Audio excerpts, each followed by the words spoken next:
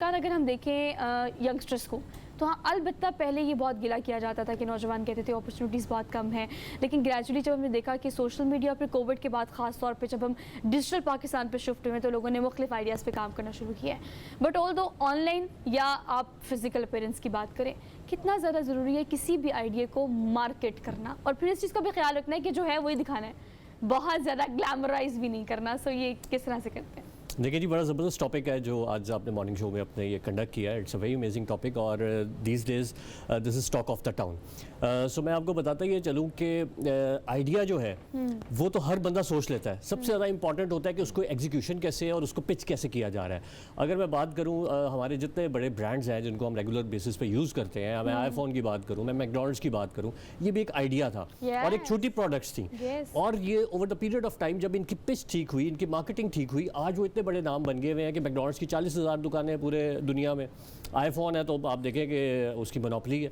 अच्छा, आपको because of the channels policy हम वैसे मैंने भी शुरू में नाम नहीं लिया तो we can not call it out like जो भी नेम्स है ब्रांड के, लेकिन आप बिल्कुल ठीक कह रहे हैं। मैंने भी ये कहा कि अगर हम बात करें बहुत सारी ऐसी फिजी ड्रिंक्स है जो कि दुनिया की सबसे बड़ी डिस्ट्रीब्यूशन कंपनीज है, बट स्टिल वो हर महीने अपने आप को किस तरह से मार्केट करते हैं। एग्जैक्टली। सो क्या उन लोगों के लिए क्या टिप्स हैं आपके पास जो स्टार्टअप हैं, जो छोटे लोग हैं, जिन्होंने स्मॉल स्केल और कम इन्वेस्टमेंट से शुरू किया है? देखिए आज के दौर में I think people are very blessed कि उनके पास वो मीडियम्स मौजूद हैं सोशल मीडिया के थ्रू, जो उस वक्त नहीं थे। सो वो उनको बड़े अच्छे तरीके से यूटिलाइज कर सकते हैं, आप अपने आप को मार्केट कर सकते हैं। मैं हमेशा ये समझता हूँ कि किसी भी प्रोडक्ट के लिए सबसे पहले ज़रूरी है you have to sell yourself. सबसे पहले आपने अपने आप को बेचना है, आपकी शख्सियत कैसी है, आपने अपने आप को कैरी कैसे किया हुआ है, अपने आप को ग्रूम कैसे किया हुआ है, दीज आर द पॉइंट्स। जब आप उस प्रोडक्ट को लेके जा रहे हैं तो वो प्रोडक्ट आपकी पर्सनैलिटी के साथ सिंक कर रही है और जिस प्रोडक्ट की आप बात कर रहे हैं वो प्रोडक्ट के आपको मास्टर होना चाहिए। फिर आपको अपने कंपटीशन को भी देखना है, आपने पूरे एनालिसिस करके लोगों के पास उस प्रॉब्लम सॉल्विंग के लिए जाना है जिसकी उनको ज़रूरत है। देखिए दुनिया में कि कोई भी प्रोडक्ट होती है या कोई भी आइडिया होता है वो तभी कामयाब होता है जब वो ह्यूमन सेंटर्ड होता है, लोगों को उसकी ज़रूरत होती है और लोगों को आप बताएंगे कि आप कुछ मिस कर रहे हैं अगर आप इस आइडिया को नहीं बाय करेंगे या इस चीज़ को आप नहीं हमारे साथ लिंक कर पाएंगे, so you are going to miss something. So जब आप ये आइडिया जनरेट करके इसको अच्छे तरीके से पिच कर रहे होते हैं और आप सबसे बढ़ के उन लोगों को एक डायरेक्शन दे रहे होते हैं और फिर आप उन सारे मीडियम्स को जो आज के दौर में बड़े क्या कहना चाहिए बेहतरीन मीडियम्स हैं उनको आप अच्छे तरीके से यूज़ करते हैं। सो मैं समझता हूँ कि जहाँ 10 साल में पहले आप कहीं पहुँचते थे, आज आप 1 साल चंद महीनों में वहाँ पहुँच सकते हैं, पहुँच जाते हैं। बिल्कुल ठीक है जी हरमीत। जी फुरकान भाजी, एक और चीज़ मैं आपसे जानना चाहूँगा कि अगर एक तरफ तो हम देखते हैं बहुत सारे लोग कारोबार जिनको विरासत में मिला होता है, लेकिन बहुत सारे ऐसे नौजवान जिनकी ख्वाहिश होती है कि वो अपना कारोबार शुरू करें। अब सबसे बड़ा मसला क्या है? पैसों का है। अब अगर पैसा ज़्यादा नहीं है, छोटी अमाउंट से अगर वो स्टार्ट कर दे तो किन किन चीज़ों का ख्याल रखना होता है? जी बड़ा वैलिड क्वेश्चन है क्योंकि हर बंदा ये सोचता है शायद पैसे से कारोबार होता है, करोड़ों रुपए होगा तो नहीं कारोबार। एग्जैक्टली, आपके पास को बहुत ज़्यादा पैसे हो या आपका इन्वेस्टर को बहुत बड़ा तगड़ा हो तो तब आपका ये आइडिया जो है वो अच्छे से एग्जीक्यूट हो सकता है। नो वे। सबसे पहले जिस तरह मैंने बताया कि आपको अपने ऊपर कॉन्फिडेंट होना चाहिए कि आपने उस आइडिया को एग्जीक्यूट कैसे करना है। और देखिए छोटी चीज़ है, मैं हमेशा ये कहता हूँ ग्रेजुअली ऊपर लेके जानी चाहिए।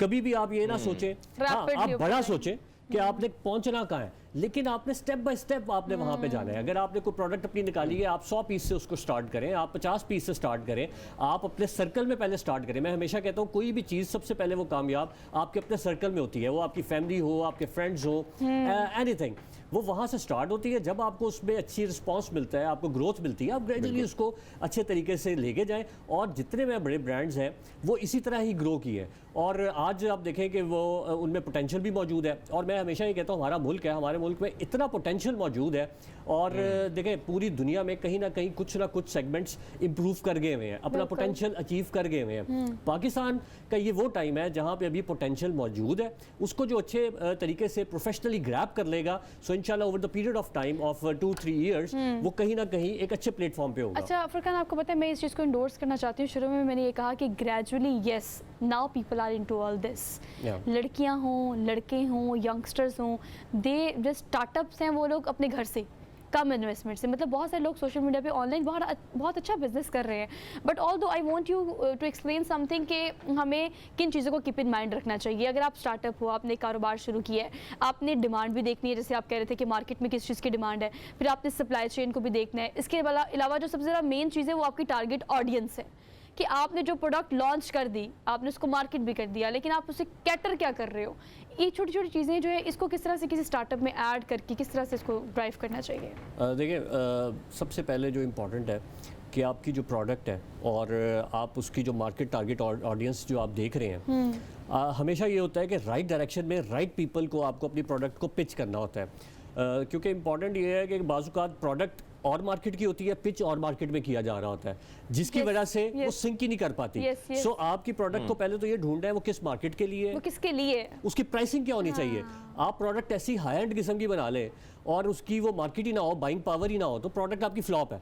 सो ये बड़ा मैटर करता है कि उसकी प्राइसिंग क्या है, उसकी पैकेजिंग क्या है, उसकी प्लेसमेंट क्या है। जो मार्केटिंग के 4 P's हैं, अब तो 5 P's आ गए हैं। So these are the important P's।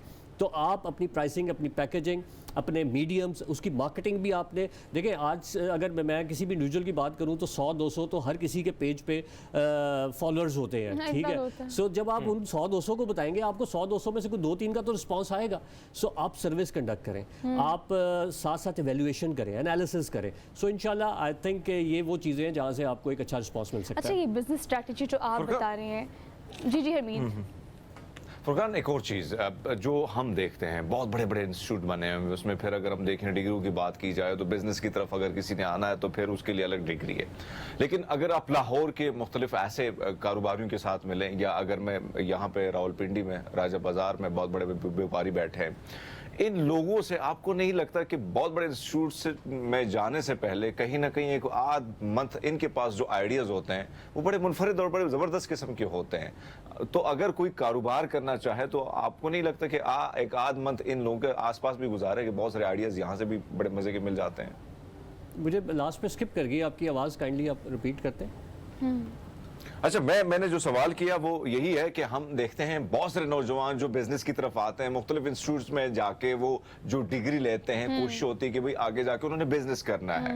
लेकिन अगर हम देखें बहुत सारे यूनिवर्सिटीज में अब कोशिश की जा रही है कि जो बड़े बड़े व्यापारी हैं, यानी चाहे वो कराची की मार्केट में बैठे हैं, लाहौर में, या रावलपिंडी की अगर मैं बात करूं, फैसलाबाद में, इन्हीं लोगों के पास भी बहुत जबरदस्त किस्म के तजुर्बात होते हैं। तो अगर जिसने कारोबार में आना है तो आपको नहीं लगता कि एक आध मंथ इनके साथ, अगर जिस तरह हम इंटर्नशिप करते हैं तो इनके साथ अगर गुजारा तो बहुत सारे आइडियाज इनके पास का काम किस तरह से किया जाता है? तो कनेक्ट आपका एकेडेमिया और साथ आपका जो प्रैक्टिकल जो आप देखते हैं, प्रैक्टिकल ग्राउंड पे जो लोग काम कर रहे होते हैं, उन्हें किस तरह से कनेक्ट किया जाता है? देखिए, अब तो मैं ये समझता हूँ कि बड़ा ज़बरदस्त यूनिवर्सिटीज़ जो हैं, हमारी लोकल यूनिवर्सिटीज़ बहुत ज़बरदस्त काम कर रही हैं। इंक्यूबेशन सेंटर्स हैं, फिर स्टार्टअप्स के कॉम्पिटिशन्स ऑर्गेनाइज किए जा रहे हैं, और वहाँ पे यही होता है कि ये जिस तरह कारोबारी हल्का है, इन लोगों को इन्वाइट किया जाता है, और जब वो देखते हैं उनके सामने वो आइडियाज़, उनके सामने वो बिजनेस प्रपोजल्स पिच किए जाते हैं, और उनको जो लगता है कि जो सूटेबल है उनके बिजनेस के साथ। सो बहुत से ऐसे कारोबारी लोगों को मैं जानता हूं जो वहीं से उस स्टार्टअप आइडिया को उठा लेते हैं, उनको अपने साथ जोड़ लेते हैं और उनके साथ जॉइंट वेंचर्स कर लेते हैं,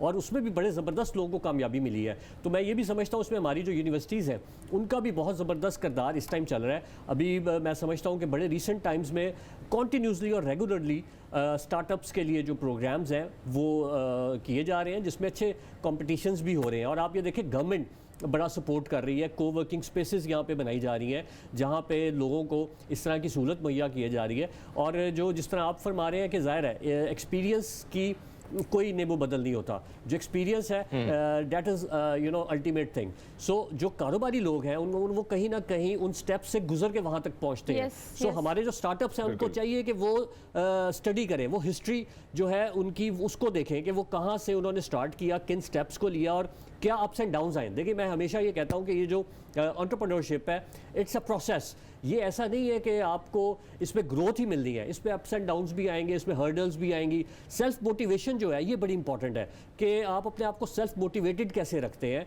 आप अपने साथ डिटर्मिन्ड कितने हैं, अपनी प्रोडक्ट के साथ कितने लॉयल हैं, अपने आइडिया के साथ कितने लॉयल हैं। अगर आप इन चीज़ों के साथ लॉयल हैं, आप डिटर्मिन्ड हैं, सो आप देखें कि आपको कोई चीज़ रोक नहीं सकती। देखें, हम किताबों में पढ़ते हैं, किताबों में और प्रैक्टिकल लाइफ में मैं समझता हूँ कि बहुत फ़र्क है। हर चीज़ जो है जब आप बाहर निकलते हैं तो आपको अंदाज़ा होता है कि आपको किस चीज़ की क्या कीमत अदा करनी है, क्या चैलेंजेस हैं, और जो जितना स्ट्रांगली उसका जवाब देता है वो कहीं ना कहीं किसी ना किसी तरीके से अपने प्रोडक्ट, अपने स्टार्टअप को बहुत अच्छे तरीके से एग्जीक्यूट कर लेता है। अच्छा, ये जो कीज़ आप कह रहे हैं ना, फॉर एग्जांपल कंसिस्टेंसी, ग्रेजुअली आप कमिटेड रहे, डेडिकेटेड रहे, डिवोशन से करते चले जाएं ना, ये सारी बातें हम जैसे किताबों में पढ़ना बहुत आसान है, वैसे यहाँ बैठ के करना भी बहुत आसान है। बट ऑल दो who is suffering from all this stuff ना, जिसने इन्वेस्टमेंट की हो, वो थोड़ी हो या ज़्यादा की हो, उसका ये होता है कि बस ओवर द नाइट चीज़ें हो जाएं, और हर बंदा बहुत मेहनत करता है।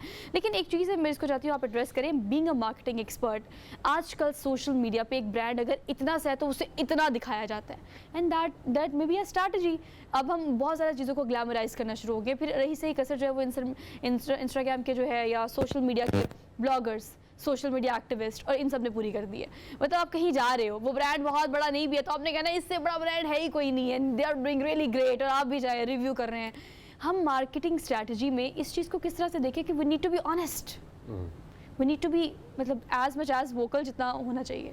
देखिए मैं ये समझता हूँ, बड़ा अच्छा आपने इंपॉर्टेंट सवाल किया है कि छोटी सी चीज़ सोशल मीडिया पे सब एग्जैक्टली अच्छा है। बहुत बड़ा बना के दिखा दिया जाता है, और जब वो एग्जैक्ट क्लाइंट के पास पहुंचती है तो वो कहता है यार जो नज़र आई थी वो तो ये नहीं है, निकली नहीं expectation है। और नहीं वहाँ से करी। फिर देखिए, मैं हमेशा मानता हूँ कि जो सबसे बड़ा टूल है ना मार्केटिंग का, वो आज भी वर्ड ऑफ माउथ है।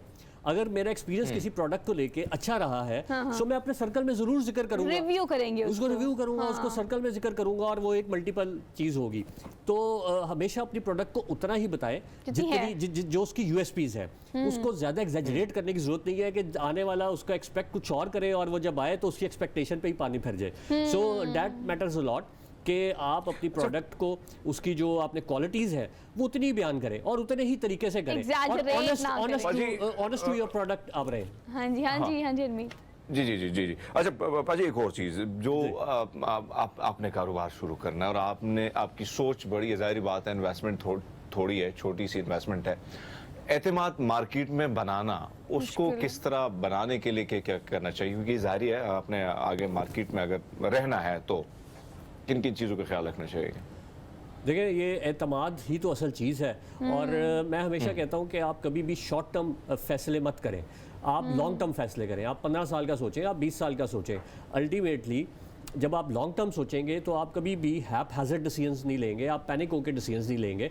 जब आप ग्रेजुअली ऊपर जा रहे होंगे और अपने छोटे छोटे स्टेप्स ले रहे होंगे, सो ऑटोमेटिकली एतमाद भी बन रहा होगा, क्रेडिबिलिटी भी आपकी स्टैब्लिश हो रही होगी, आप पे कोई ओवर बर्डन भी नहीं हो रहा होगा। लाइक आपकी प्रोडक्ट अगर है वो हिट हो जाती है, लेकिन आपकी कैपेसिटी सिर्फ 100 यूनिट्स की है लेकिन डिमांड 500 की आ गई है, आप नहीं डिलीवर कर पाए, तो एतमाद खत्म हो गया। लेकिन आपकी प्रोडक्ट हिट थी लेकिन एतमाद खत्म हो गया, तो ऑब्वियसली आपने अपने आप को खुद ही डेंट कर दिया। सो ये बड़ा इंपॉर्टेंट है कि जो प्रोडक्ट है आपकी, उसको उसी तरह उस कैपेसिटी में लेके चले कि आपकी क्रेडिबिलिटी, आपका एतमाद लोगों में कायमो दायम रहे, आपकी फेस वैल्यू पे लोग आपकी प्रोडक्ट खरीदें, आपके ब्रांड वैल्यू पे आपकी प्रोडक्ट को लोग खरीदें।